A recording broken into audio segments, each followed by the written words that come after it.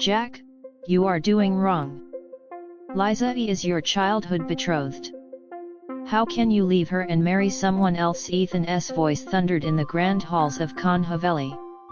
I do not believe in any childhood betrothal, Jack replied with cold determination. I love Maya. I will marry her.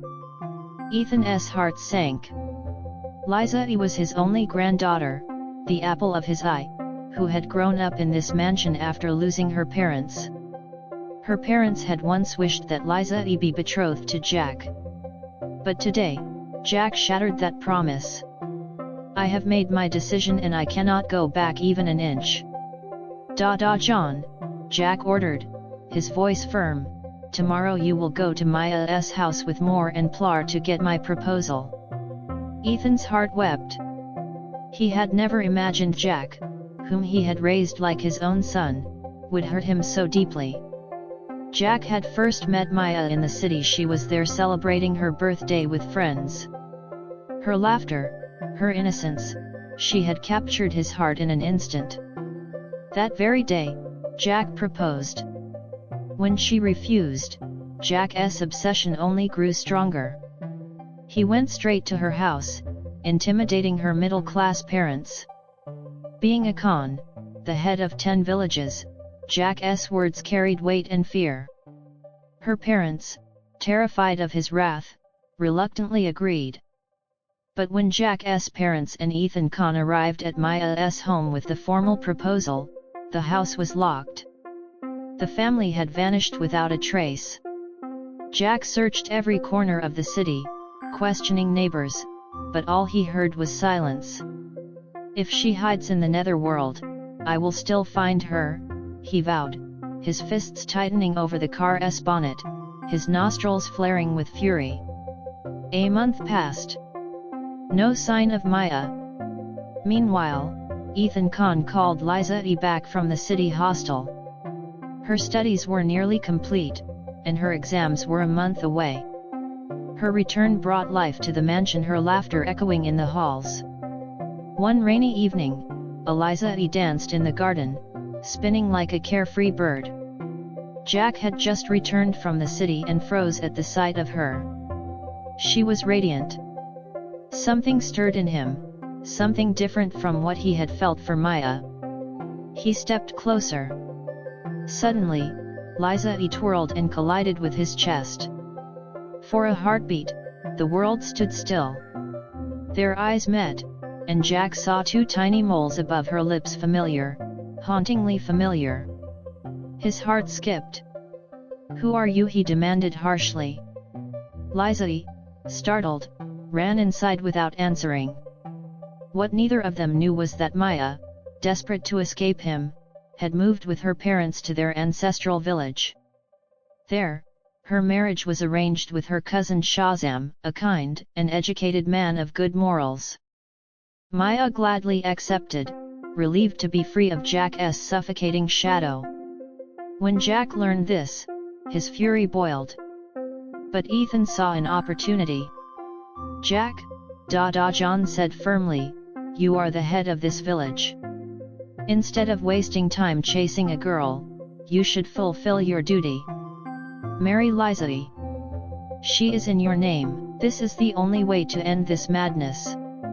Jack smirked. John, even if I marry Liza, whenever I find Maya, I will marry her too. I am a Khan. I am a Sardar. No one can stop me. Ethan's jaw tightened. Fine, he challenged. Swear on your honor. We will marry you to Liza in 2 days.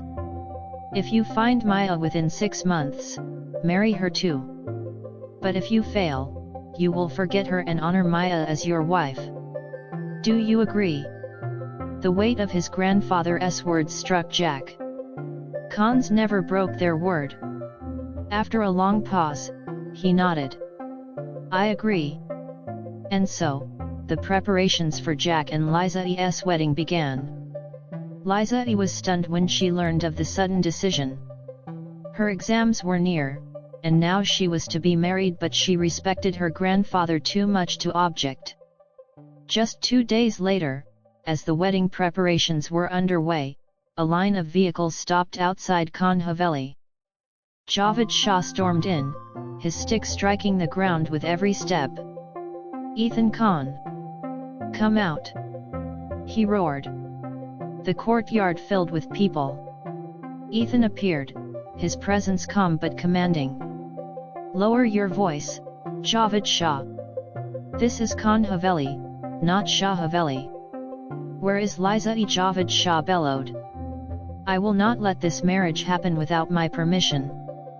Before the tension could escalate, Jack himself stepped forward, his imposing figure radiating power. "Mind your words, Javed Shah," he warned coldly. "I am showing respect for your age. But if you speak one word against this nikah, I will silence you myself. No one dares raise their voice against Sardar Jack Khan." Javed Shah froze, his anger clashing with the undeniable authority in Jack's eyes. The Haveli stood still, and the fate of Liza-e and Jack hung in the balance. "Bring my granddaughter," Javed Shah demanded, his voice thundering in the Haveli courtyard. "She is our blood. Daughters of the Shah family are not allowed to go out." Ethan Khan slammed his stick against the ground, his eyes blazing. "Which granddaughter? The one you cast out of your mansion at the age of 5, calling her unlucky, and now you come here demanding rights over her?" "She is ours," Javed Shah bellowed back. "She is neither yours nor mine anymore," Ethan Khan replied coldly. "She is now Sardar Jack's wife, his nikah-bound wife. No one else has any right over her now." At those words, Jack's pride roared awake. His wife, his Liza-e, was his. He hadn't even claimed her yet, but now the Shah family dared to challenge him. He would never allow it. Javed Shah smirked bitterly. "You're proud of her now. But mark my words, Khan, one day Liza-e will come to us herself and leave you." Jack stepped forward, his jaw clenched, his voice like a storm. "If that day ever comes, I swear by the Khan name, I will bury her in this mansion's soil. She will never step out of here alive." His challenge was so fierce that even the women in the inner chambers froze. Liza-e heard it too, her breath catching. Was he truly this ruthless? But this was Ethan Khan's plan all along. He had announced the wedding would happen in 2 days but had secretly held the nikah a day earlier.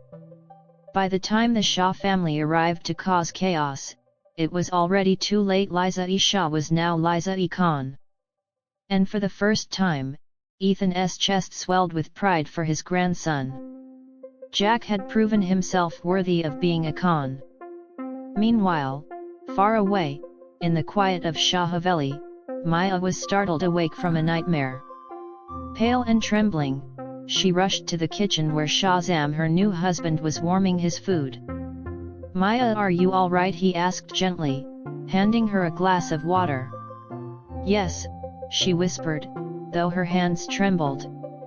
"I just saw something bad in my dream." Shahzam smiled softly. "Recite the du'as. Allah will protect you." His calm voice eased her heart. Maya had married him to escape Jack's shadow, and in Shahzam's quiet strength, she found comfort. Back in Khan Haveli, Jack's obsession with Maya still lingered, but Liza's presence had begun to unsettle him in ways he couldn't understand. "Jack," Ethan Khan said one day, "you've been married a month now, and Liza-e is still here. You said 6 months.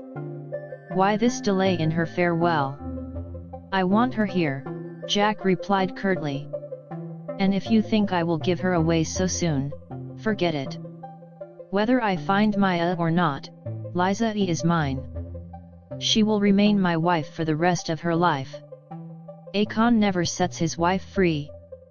Liza-e, who had come to speak to her Nana John about her upcoming exams, overheard those words from the doorway. Her heart cracked. In 1 month, she had dared to dream dreams that perhaps Jack would look at her the way she looked at him. But those dreams shattered. To him, she was nothing more than a possession, like livestock he had bought. Tears blurred her vision as she silently walked back to her room. That night, she made a decision: she would leave for the city to appear for her exams. But permission came with a condition: she would stay in Jack's bungalow in the city, not in her hostel. For her safety, Ethan insisted. And so, the next morning, Liza left the mansion with Jack. The car sped down the road toward the city, security vehicles surrounding them.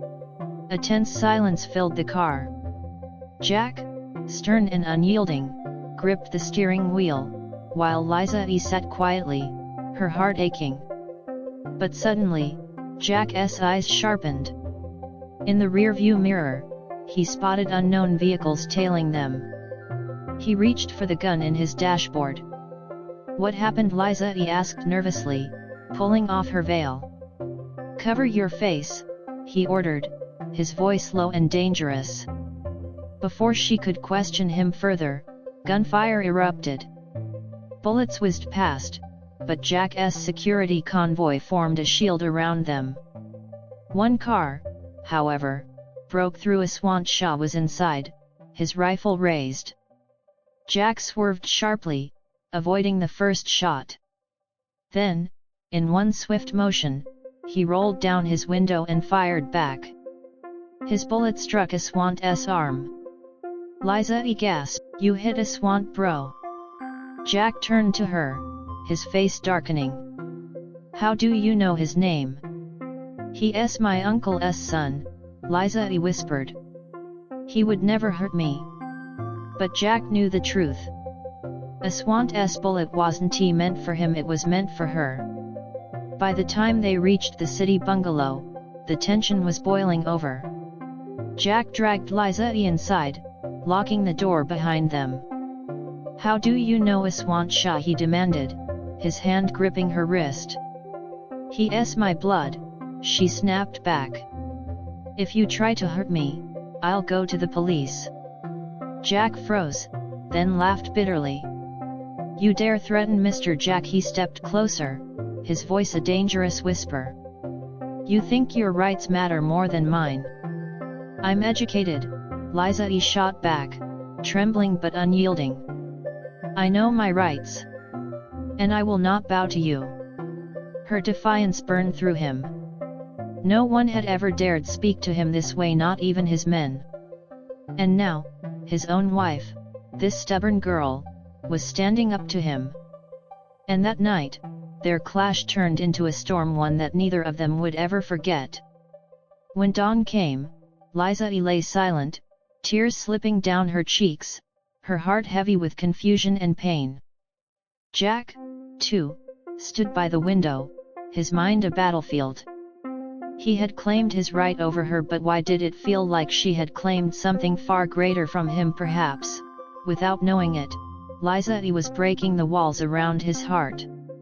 Jack's steps splashed in the rain as he reached Liza. Without a second thought, he grabbed her by the shoulders and pulled her into his arms. "Liza." His voice cracked, raw with fear and anger. "Do you even know what could have happened?" She stood stiffly in his embrace, drenched in rain, trembling but silent. She didn't know whether to push him away or cling to him. For the first time, the arrogant Sardar's hold didn't feel like force, it felt like desperation. "I hate you," she whispered under her breath, her fists clenched against his chest. He closed his eyes at her words, but instead of lashing out, he only pulled her tighter. "Hate me all you want. But don't disappear on me again." For a fleeting second, Liza froze. This wasn't the man who had once declared he would bury her alive if she left his mansion. This was someone else, a man who looked shaken at the thought of losing her. The sound of the thunder above broke their silence. Jack, still holding her, pulled off his coat and wrapped it around her shivering form. "You're coming with me," he said, his voice lower, steadier, but no less commanding. She wanted to argue, but her lips refused to move. Something in his tone felt different. He led her to the car, opened the door, and without another word, helped her inside. Liza sat quietly, clutching the coat around her. Jack started the engine, but for a long while, he didn't drive. He was staring at the steering wheel, his jaw tight. Finally, he spoke. "If anything had happened to you today..."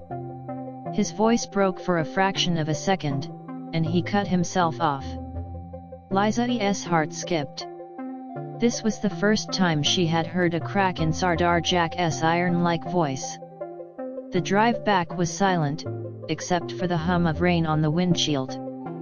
But this silence was different. Not heavy. Not cold. Something had shifted. Back at the bungalow, Jack opened the door for her and followed her in. As she stepped inside, she turned to him, expecting his usual orders, his sharp words. But he only looked at her. Really looked at her. "Go change," he said quietly. "You'll get sick." Liza blinked, stunned. No arrogance. No command. Just concern. Without a word, she went to her room. For the first time, her heart didn't feel like stone. She didn't know why, but that night, as she lay awake, she thought of Jack's desperate face in the rain, and how for a moment, just one moment, she hadn't hated him at all. Meanwhile, in his own room, Jack stood at the window, the storm outside matching the one inside him. He lit a cigarette, but the taste was bitter. "Maya," he muttered, as if testing the name on his lips. But it felt distant now. Hollow. Because tonight, when he thought of fear, of losing someone, it wasn't Maya's face that haunted him. When Liza woke up, dawn light streamed through the curtains. Jack was sitting on the sofa, still watching her with the same intense gaze. He hadn't slept. "Why are you staring at me?" she asked, embarrassed. He smirked slightly. "Because I still can't believe you're mine." Liza Khan. Her cheeks flushed at his words. But for the first time, there was no fear in her heart. Jack's redemption. From that day forward, Jack's behavior changed in front of everyone. He was still the feared Sardar outside, but at home, he became softer with Liza. He personally made sure she was never left alone, even sending guards discreetly to protect her when she went out. Ethan Khan watched his grandson and smiled. "Love has tamed the untamed lion," he said proudly. Maya and Shajim. Meanwhile, Shajim recovered slowly, and Maya stayed by his side day and night. Their bond grew stronger because of the pain they endured together. Shajim eventually confronted Javed Shah, declaring, "I am alive today because I chose love over revenge. I will never let you destroy my family again." Javed Shah, furious and powerless, realized that his plans had crumbled. Liza's place in Jack's heart. One evening, while sitting on the rooftop under the moonlight, Liza finally asked Jack, "Why did you change?" Jack looked at her quietly for a long time, then replied, "Because when I thought I lost you, I saw my grave with open eyes. Liza, there is no Jack without you." Tears welled in her eyes, and for the first time, she willingly placed her head on his chest. Their wedding reception became the talk of the village for years, not because it was grand, but because it marked the day the ruthless Sardar transformed into a man who knew the meaning of love. And Liza, the girl who once stood outside her university gate crying in the rain, had finally found her home not in Khan Villa, but in Jack's heart.